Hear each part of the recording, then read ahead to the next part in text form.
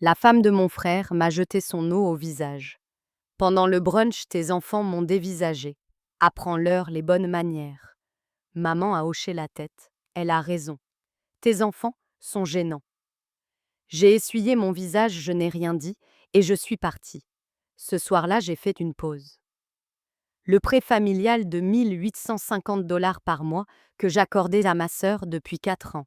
Quand son propriétaire a appelé au sujet de l'expulsion, l'eau a frappé mon visage avant que le serveur n'ait pu poser les serviettes supplémentaires.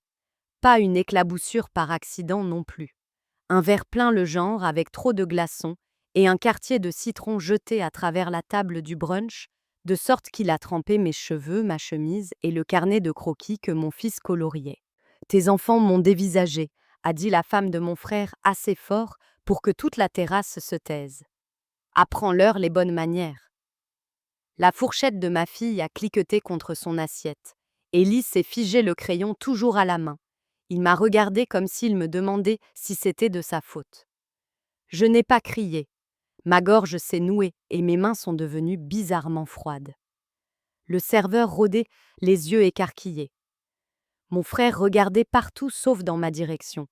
Maman s'est tamponné la bouche avec une serviette en tissu et a hoché la tête comme si nous discutions de la météo. Elle a raison, a dit maman. Tes enfants sont gênants.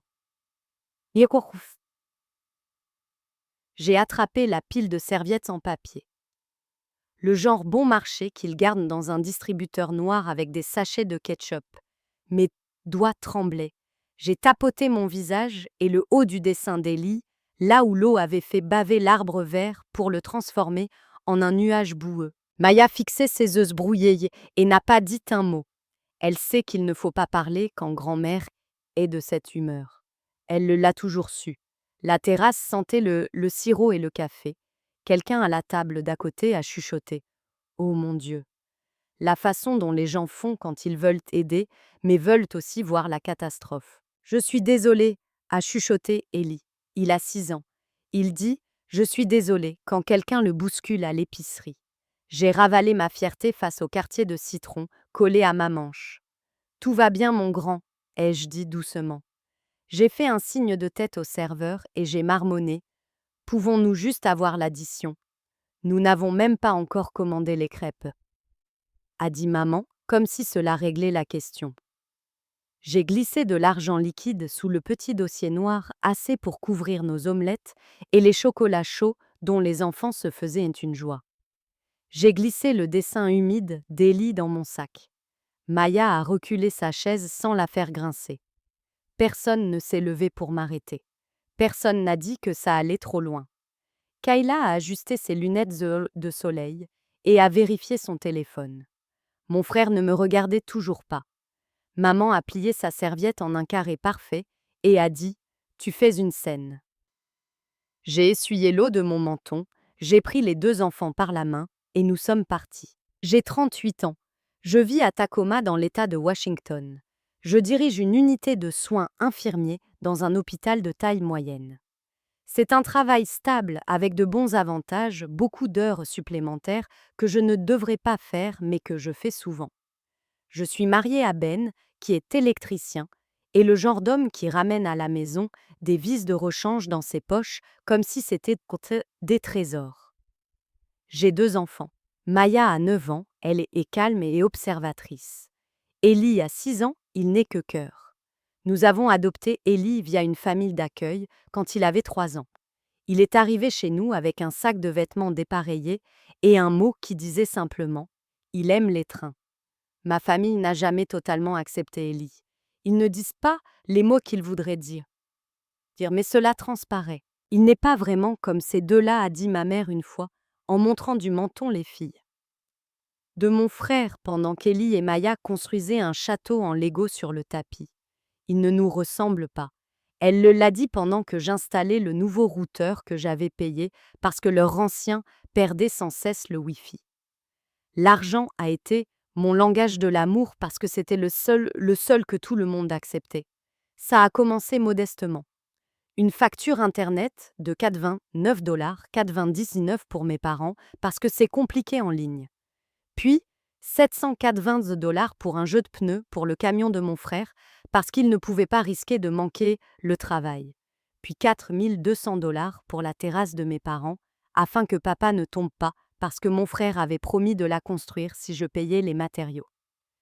Et puis, mystérieusement, il a été occupé tous les week-ends jusqu'à ce que j'embauche un gars du bout de la rue. Il y a 4 ans, ma petite sœur l'aînée m'a appelée en pleurant. Juste le temps que je termine mon programme, a-t-elle dit à propos de son école d'assistante dentaire. 8 mois, tu sais, je te rembourserai. Le loyer était de $850. J'ai mis en place un virement récurrent, le premier de chaque mois directement sur son compte. Lenny n'a pas terminé le programme. L'un de ses petits amis n'aimait pas se lever tôt. Puis, la pandémie a frappé. Puis, le cabinet était toxique. Chaque mois, le virement partait.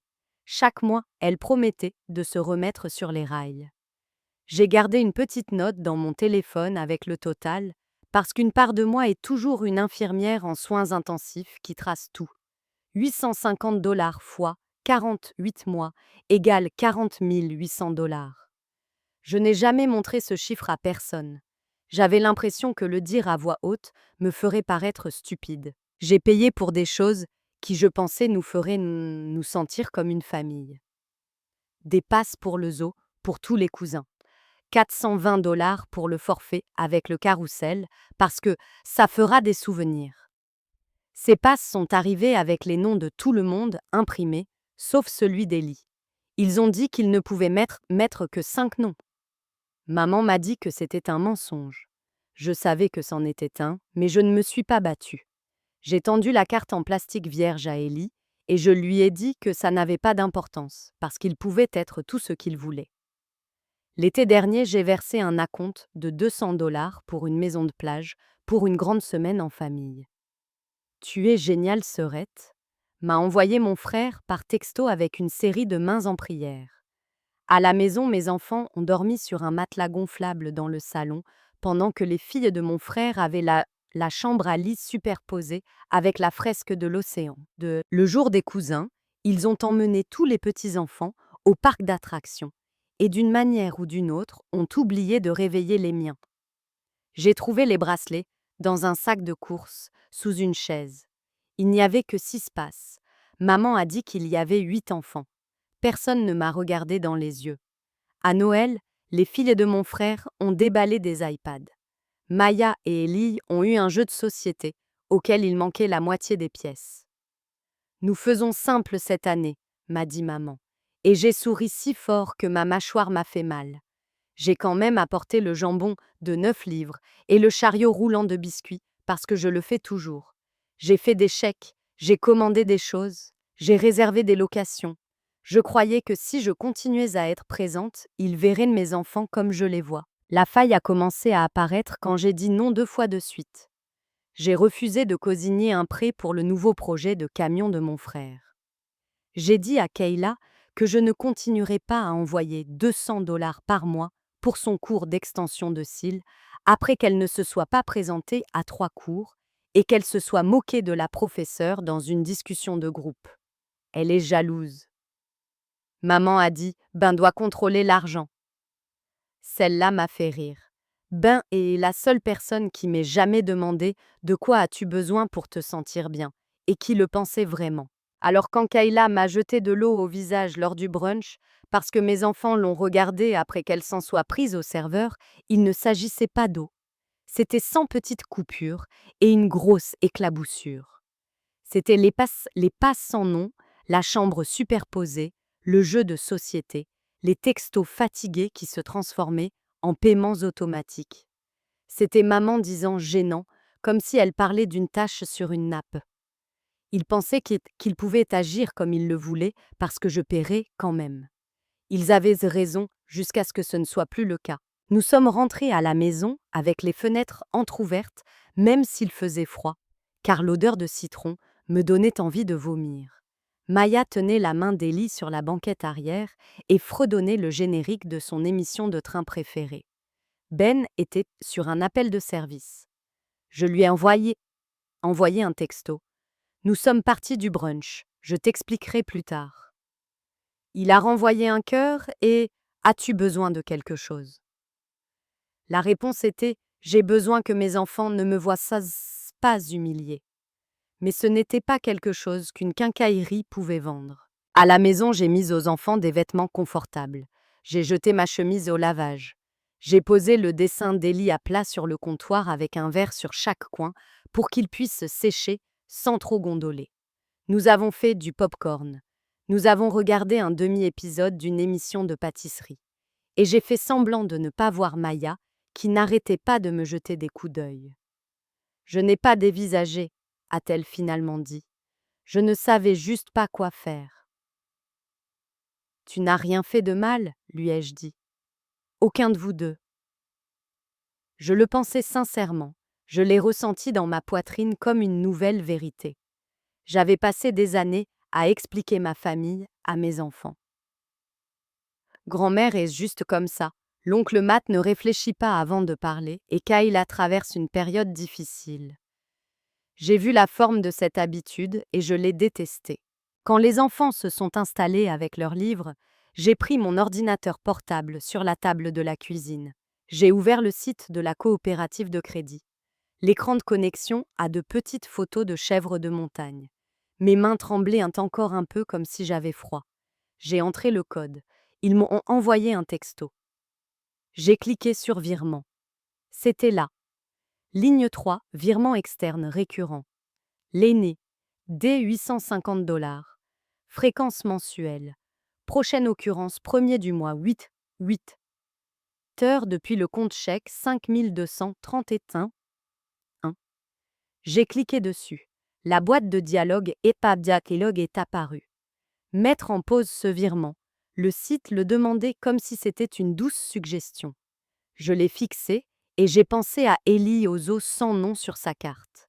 J'ai pensé à Maya sur un matelas gonflable pendant que la fresque de l'océan brillait au bout du couloir. J'ai pensé au fait d'être traité de source de gêne pendant que de l'eau citronnée coulait dans mon soutien-gorge. J'ai cliqué sur oui. Ça m'a demandé de confirmer. J'ai retapé mon mot de passe. L'écran a clignoté et a affiché une coche verte. Ce virement est en pause. Vous pouvez le reprendre à tout moment.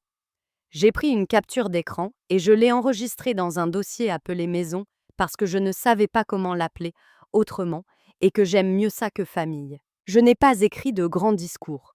Je n'ai pas envoyé de manifeste par texto. J'ai fermé mon ordinateur portable et j'ai préparé un chocolat chaud avec un supplément de guimauve. La seule personne à qui je l'ai dit a été Ben, quand il a passé la porte et a embrassé le sommet humide de ma tête. Ils t'ont jeté de l'eau, a-t-il dit les sourcils levés, avec une colère douce teintée d'incrédulité. Et maman a traité les enfants de gênants, ai-je dit. J'ai pris une grande inspiration. J'ai mis en pause le virement de Lenny. Il n'a pas poussé de cri de joie, ni applaudi. Il m'a serré l'épaule. Bien, a-t-il dit. Veux-tu que j'appelle quelqu'un? Non, ai-je répondu. Je n'en avais pas envie. Je ne voulais pas négocier. Je ne voulais pas m'expliquer. Je voulais que le silence parle pour une fois. Cette nuit-là, quand il faisait sombre et calme, j'ai ouvert mon téléphone et j'ai fait défiler d'anciennes notifications bancaires. Paiement à Comcast, paiement à PSSE, virement à Lainey Venmo à Kayla.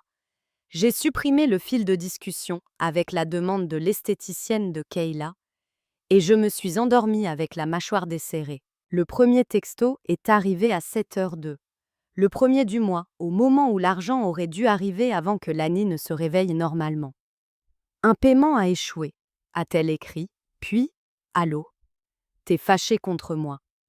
À l'heure du déjeuner, il y avait des appels manqués empilés comme des blocs de Tetris. 27 de Lani, 15 de maman, 8 de mon frère, 400 identifiants d'appelant que j'ai ignorés parce que le spam c'est une humeur. À 15h14, mon téléphone a sonné à nouveau avec un numéro que je ne reconnaissais pas, mais avec un indicatif local. J'ai décroché. Bonjour, c'est Marc des appartements Pine Ridge, a dit une voix d'homme prudente et exercée. C'est bien Kelly? Il a prononcé mon nom comme s'il le lisait sur un formulaire. C'est bien Kelly, ai-je répondu.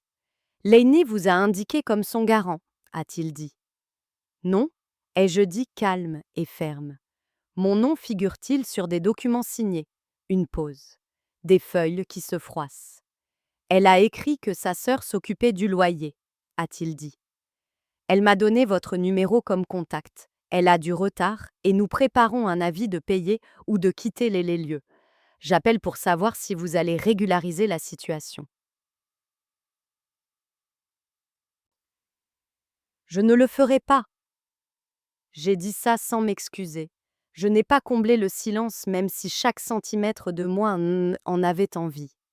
Je ne suis pas signataire de son bail. Veuillez communiquer avec votre locataire. Il y a des ressources du comté auxquelles elle peut postuler. Le comté de Pierce a une aide d'urgence pour les loyers. Elle peut composer le 211.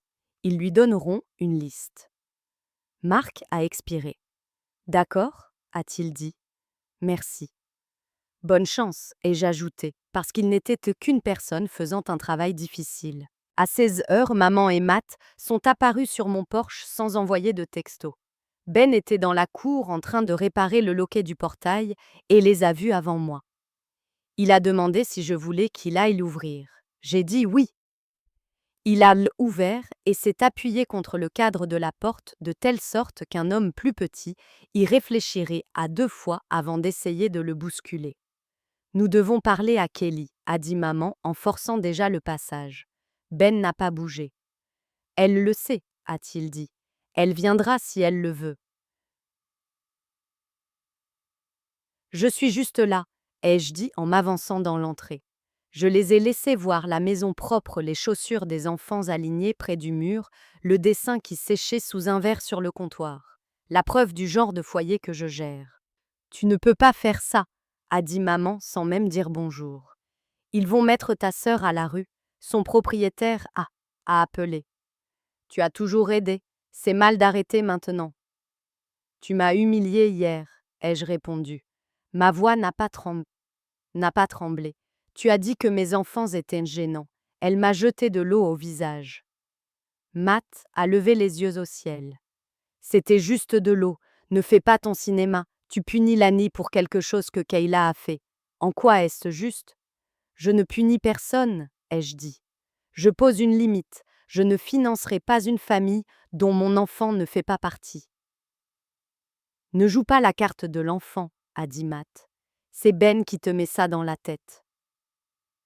Ben a laissé échapper un petit rire incrédule. Ça fait 2 ans que je demande à votre sœur d'arrêter de payer vos factures, a-t-il dit pas méchamment. Elle l'a enfin fait. Ça, c'est entre nous et elle, a rétorqué maman. Ça a cessé d'être entre nous quand tu as qualifié mes enfants de gênants. Je ne suis pas votre banque de secours. La bouche de maman s'est pincée. Après tout ce que nous avons fait pour toi, a-t-elle dit, ce qui était drôle parce que le registre dans mon téléphone prenait la poussière dans ma poche. Tu te crois toujours meilleur parce que tu as de l'argent. Je pense que mes enfants méritent un respect élémentaire. Ils ont passé en revue la liste. L'aîné est instable. Un bébé arrive. La famille ne tient pas les comptes. Nous devons tous mettre la main à la pâte. Tu brises la famille, tu fais pleurer Kayla, tu vas regretter d'être aussi têtu. Je n'ai pas discuté, je n'ai pas sorti les reçus. Chaque fois qu'ils m'attaquaient, je leur renvoyais les mêmes phrases comme un doux écho. Je ne suis pas votre banque, je ne financerai pas une famille dont mon enfant ne fait pas partie. Je dis non. Finalement, quand ils ont été à court de mots, ils ont fait demi-tour. Maman s'est arrêtée sur le pas de la porte. Tu n'es pas la seule à pouvoir organiser les fêtes. Alors organisez-en une et invitez mes enfants si vous voulez que nous y soyons. 2 jours plus tard, l'aînée a posté un selfie d'elle en pleurs sur Facebook, parlant de personnes fausses et d'abandon. Elle m'a envoyé par texto une photo de l'avis sur sa porte. Voilà ce que tu as fait, a-t-elle tapé. Je lui ai envoyé par texto le numéro 211 et le lien vers la page du comté. Je n'ai pas ajouté de leçon de morale.